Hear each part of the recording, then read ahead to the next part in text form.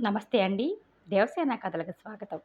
ఈరోజు కథ పురిగళ్ళ శ్రీనివాసరావు గారు రాసిన 'ఆనందమే అందం'. కథలోకి వెళితే సరళ వేగంగా పరుగులాంటి నడకతో ఎక్కడికో వెళుతుంది.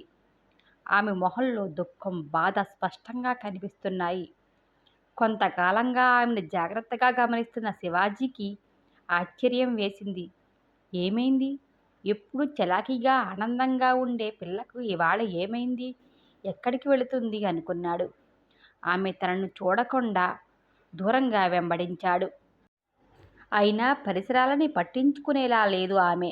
సరాసరి కోదండరాముడి ఆలయానికి వెళ్ళింది. సమయం ఉదయం 10:30 అవుతుంది. గుడి పల్చగా ఉంది. ఇద్దరు ముగ్గురు ఉన్నారంతే. ఆమె ఇవేమీ చూడకుండా సరాసరి రాములవారి విగ్రహం ముందు నిలబడింది. తన దైవం శ్రీరాముడిని చూసిన వెంటనే ఏడుపు వచ్చింది. ఆమె స్వామికి ఏదో చెప్పుకున్నట్లు స్పష్టంగా తెలుస్తూనే ఉంది. స్వామికి తన బాధ చెప్పుకున్నాక కళ్ళు మూసుకుని తనకొచ్చిన స్తోత్రాలు చదువుకుంటుంది. ఆమెనే తదేకంగా గమనిస్తున్నాడు శివాజీ. సరళ అంత అందగత్తేమీ కాదు. 5 అడుగుల మించిన పొడవు, సమంగా ఉన్న శరీరం, చామనఛాయ రంగుతో చాలా మామూలు చీర కట్టుకుని జడ వదులుగా వేసుకుని నిలబడ్డ సరళను చూసిన శివాజీ పెద్ద అందగత్తె కాకపోయినా సాంప్రదాయంగా కళగానే ఉంది అనుకున్నాడు. 1, 2 సార్లు మాత్రం స్వామిని చూసి ఆమెనే గమనిస్తూ కాస్త దూరంగా నిలబడ్డాడు. కాసేపటికి తీర్థం, శతకోపం తీసుకుని మండపంలో కూర్చుంది సరళ. ఒంట్లో సత్తువ లేనట్లుగా స్తంభానికి ఆనుకుని కూర్చుని ఉంది. అప్పుడు పలకరించాడు శివాజీ. ఏం సరళ, మీ దేవుడితో ఏం మాట్లాడుతున్నావు అంటూ వాతావరణంలోని గంభీరతను తగ్గించడానికి ప్రయత్నించాడు. ఒక క్షణం ఉలిక్కిపడి అంతలోనే సర్దుకొని, రా బావా, ఎంతసేపయింది వచ్చి అని జరిగి చోటిచ్చింది. ఆమె పక్కనే కూర్చుంటూ మళ్ళీ తన ప్రశ్నను అడిగాడు. ఒక క్షణంలోనే తమాయించుకుని, నాకు నా దేవుడికి 1,00,000 ఉంటాయి. అది మా ఇద్దరి మధ్యనే ఉంటుంది అని మామూలుగా కాస్త హాస్యంగా అంది. నాకు తెలుసులే కాని ఆ దేవుడు నీ సమస్యను తీర్చమని నాకు చెప్పాడు అన్నాడు శివాజీ. ఏం చెప్పాడే అంది. ఈ వయసులో ఆడపిల్లలు ఏం కోరుకుంటారు? ఒక అందమైన రాజకుమారుడు వచ్చి తనను అందమైన గుర్రం మీద ఎక్కించుకుని తీసుకువెళ్ళాలి అనే కదా. ఆ ప్రయత్నం మీదే ఉన్నానని మీ స్వామికి చెప్పానులే అన్నాడు. పకపకా నవ్వింది సరళ. నేను నా రాముడిని కోరినది రాజకుమారుడిని పంపమని కాదు. అందుకుని తమరేమీ వెతకనవసరం లేదు అంది. మరి? ప్రశ్నార్థకంగా చూశాడు శివాజీ. నిన్న మా పెదనాన్న మా ఇంటికి వచ్చాడు బావా.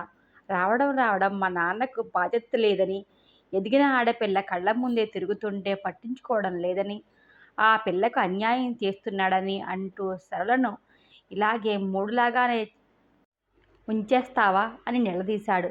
పాపం నాన్న అమాయకుడు. వాళ్ళ అన్నయ్య అంటే గౌరవం, భయం కూడా. చూస్తున్నాను అన్నయ్య అని తప్పించుకునే ప్రయత్నం చేశాడు. ఆయన వదిలితేగా. నువ్వేం చూడనవసరం లేదు. చక్కని సంబంధం చూశాను. అబ్బాయిది మన దగ్గరి గ్రామమే. బాగా ఐశ్వర్యవంతుడు. పొలం 10 ఎకరాల పైమాటే. సంపాదనకి ఏమీ లోటు లేదు. పాపం అతని భార్య పోయి సంవత్సరం అయింది. 2 సంవత్సరాల పాప. మంచి సాంప్రదాయము, ఓర్పు ఉన్న పిల్ల కోసం చూస్తున్నాడు. రూపం, కట్న కానుకలు ఏమీ పట్టించుకోడు. నాకు వెంటనే మన సరళ జ్ఞాపకం వచ్చింది.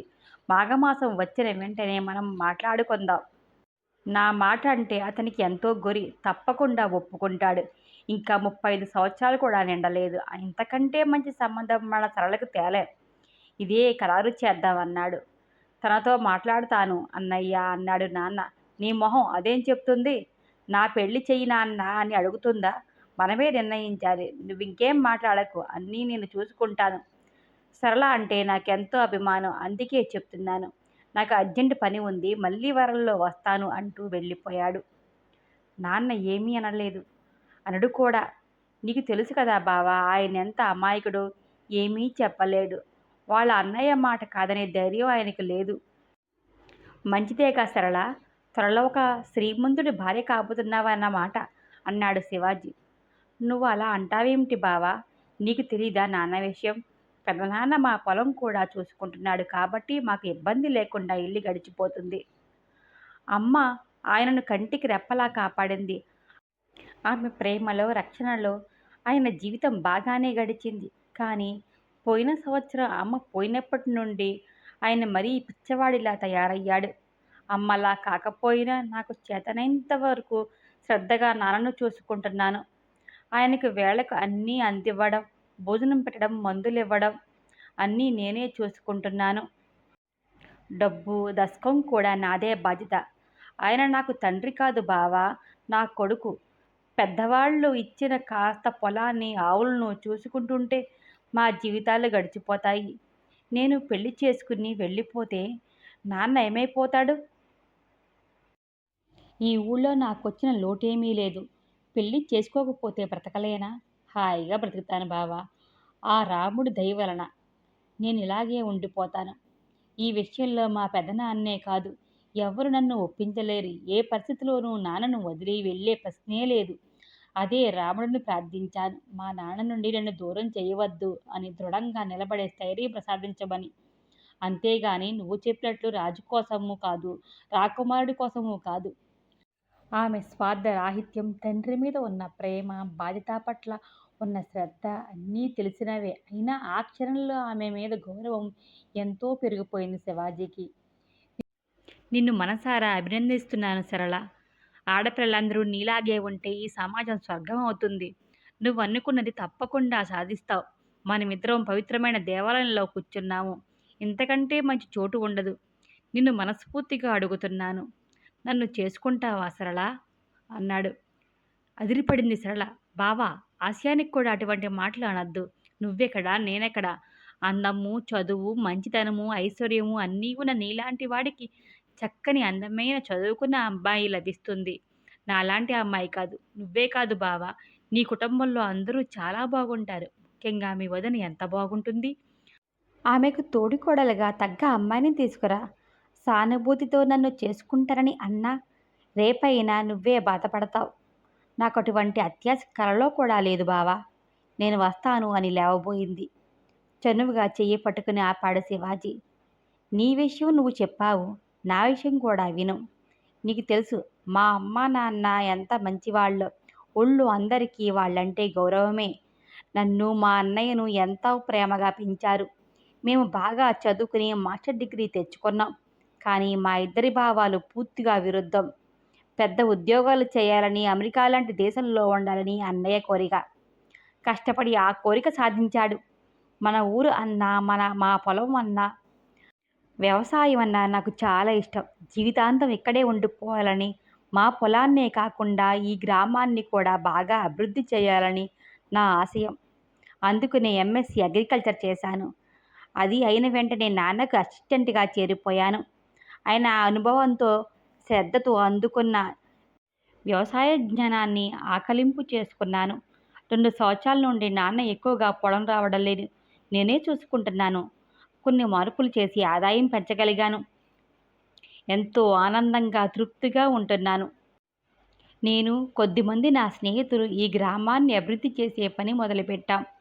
వీటన్నిటి వలన నాకు తీరికే తక్కువ.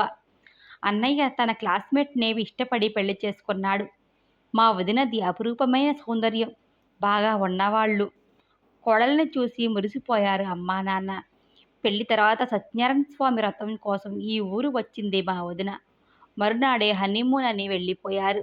మళ్ళీ ఆమె మన ఊరు రానేలేదు. అన్నయ్య ఒక్కడే వచ్చి అమ్మానాన్నల ఆశీస్సులు తీసుకుని వెళ్ళిపోయాడు. పెళ్ళయిన 2 సంవత్సరాల తర్వాత అన్నయ్య ఇండియా వచ్చాడు. కొడుకు, కోడలి కోసం ఆత్రంగా ఎదురుచూస్తూ ఎన్నో పిండి వంటలు చేసింది అమ్మ. కానీ ఒక్కరోజే ఉంది మా వదిన. ఎవరితోనూ ఏమీ మాట్లాడలేదు. ముభావంగా ముళ్ళ మీద ఉన్నట్టు ఉంది. ఈ ఊళ్ళో నేను ఉండలేను. మా నాన్నగారి దగ్గరికి వెళ్ళిపోతాను అని మరుసటి రోజే వెళ్ళిపోయింది. అన్నయ్యకు ఎంతో కోపం వచ్చింది. కానీ అమ్మా, నాన్న వారించారు. నిజమే కదా బాబూ! ఆ అమ్మాయి పాపం ఎప్పుడూ పల్లెటూళ్ళలో ఉండలేదు. తనకు ఇక్కడ కష్టమే. మనమే అర్థం చేసుకోవాలి అని అన్నయ్యను కూడా పంపించేశారు. 2 రోజుల తర్వాత అన్నయ్య వచ్చి 1 వారం ఇక్కడే ఉన్నాడు. మా కోసం కారు కొన్నాడు. ఇంటి సౌకర్యాలు పెంచాడు. నన్ను పొలం తీసుకువెళ్ళి, శివాజీ, నువ్వు చాలా తెలివైన పని చేశావు. ఊళ్ళోనే ఉండిపోయావు. అమ్మానాన్నలతోనే ఉన్నావు. నేను అంత దూరం వెళ్ళి ఆత్మీయులందరికీ దూరమై బావుకున్నదేమిటో నాకే అర్థం కావడం లేదు. కానీ వెనక్కి రాలేని పరిస్థితి. అనుభవంతో చెప్తున్నాను. నువ్వన్న అమ్మానాన్నలకు మంచి కోడల్ని తీసుకురా. మన ఇంటికి చక్కని ఇల్లాలిని తీసుకురా. ఈ ఊరిని, మన భావాలను, మన పెద్దలను గౌరవించే ఒక మంచి అమ్మాయిని తీసుకురా. పై మెరుగులకు లొంగిపోకు. భగవంతుడి దయ వలన మనకు డబ్బుకేమీ లోటు లేదు. నేను ప్రతి నెల $1000 పంపిస్తాను. దేనికైనా వాడుకో. నీకు అవసరం లేకపోతే ఊరు బాగు కోసం ఖర్చు పెట్టు. ప్రత్యక్షంగా నేనేమీ చేయలేకపోయినా పరోక్షంగా ఎప్పుడూ నీతోనే ఉంటాను. ముఖ్యంగా మనల్ని ఇంత వాళ్ళని చేసిన అమ్మానాన్నలను సుఖపెట్టు అని కన్నీళ్లు పెట్టుకున్నాడు. నువ్వింతగా చెప్పాలా అన్నయ్య? తప్పకుండా నువ్వు చెప్పినవన్నీ చేస్తాను అని మాట ఇచ్చాను. నా మనసులో ఉన్న మాట కూడా అదే. వదిన ప్రవర్తన చూశాక, మా స్నేహితుల బాధలు విన్నాక నేనేం చేయాలో స్పష్టంగా అర్థమయింది. అప్పట్నుండి నీకు తెలియకుండానే నిన్నే చూస్తున్నాను సరళ. చూసే కొద్దీ నాకు ఎంతో ఆనందము, నీ మీద ఇష్టము కలిగాయి. నీ ప్రవర్తన, నీ మంచితనము, నీ దైవభక్తి, మీ నాన్న మీద నీకున్న ప్రేమ, ఆయన పట్ల నువ్వు చూపిస్తున్న శ్రద్ధ నన్ను ముగ్ధుణ్ణి చేశాయి. చెప్పు సరళ, నా భావాలను, నా ఆశయాలను అర్థం చేసుకుని, నా వెంట ఉండి నన్ను ప్రోత్సహిస్తూ, మా అమ్మానాన్నలను ప్రేమగా చూసుకుంటూ ఉండడానికి నీకన్నా మంచి అమ్మాయి నాకు దొరుకుతుందంటావా? వదినను చూసే కొద్దీ నాకు ఆమెలో అందం కాదు, వికృత రూపం కనిపించసాగింది. నువ్వు సినిమా హీరోయిన్‌లా ఉండకపోవచ్చు, కానీ నీ మొహంలో ఆకట్టుకునే సౌమ్యత నాకెంతో అందంగా కనిపిస్తుంది. ఈరోజు అనుకోకుండా ఇలా దైవ సన్నిధిలో కలిసి మనసు విప్పి మాట్లాడుకునే అవకాశం వచ్చింది. ఇది ఆ భగవంతుడి సంకల్పమే. ఏదో సినిమా పాటలో అందమే ఆనందం అని పాడారు. అందం ఆనందం కాదు సరళ, ఆనందమే అందం.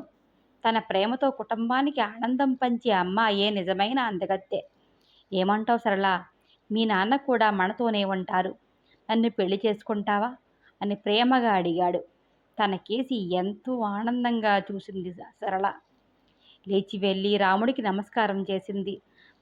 తర్వాత శివాజీ పాదాలను తాకి కళ్ళకు అద్దుకుంది. ఎంత వేగంగా గుడికి వచ్చిందో అంతే వేగంగా వెళ్ళిపోయింది. ఈసారి ఆనందంతో, కృతజ్ఞతతో, సంతోషంగా ఆమెనే చూస్తూ గుడి గంటలు మోగించాడు శివాజీ. ఆనందమే అందం అనే ఈ చిన్న కథ మీకు నచ్చినట్లయితే లైక్ చేయండి, షేర్ చేయండి. Please subscribe my channel. Thank you.